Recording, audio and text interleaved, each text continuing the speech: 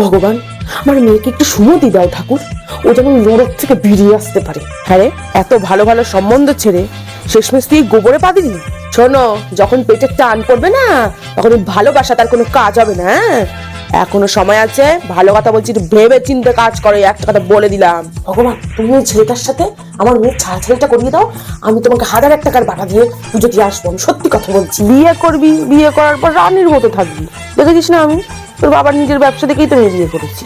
বিয়ে করার পরও যদি তোকে দাসীর মতো খাটতে হয়, সেটা কি বিয়ে? এবার তুই ঠিক কর, সারা জীবন দাসীর মতো খাটবি নাকি রানীর মতো থাকবি। দেখ এবার তুই যেটা ভালো বুঝিস।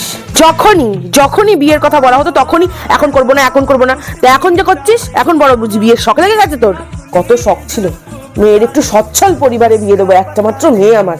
এই তো সেই সচ্ছলের নমুনা, নিজে নিজেই লটারির টিকিট কেটে রেখেছে। আমার মেয়েকে ঘরের জমি থেকে একটু বার করে নিয়ে আসো, ব্যাস, আমার আর কিচ্ছু চাই না।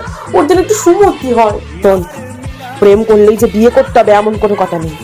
এখনো সময় আছে, নিজের ভালোটা বুঝতে শেখ। তোর বাবা অনেক ভালো ভালো সম্বন্ধ, ব্যবসা, নিজের ব্যবসা, সরকারি চাকরি, এর উপরে কি কোনো কাজ হয়?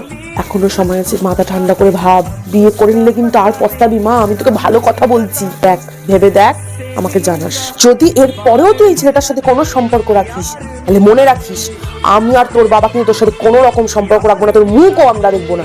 এবার তুই বোঝ, বাবা মাকে বাঁচবি ওই 2 পয়সার ছেলেটাকে।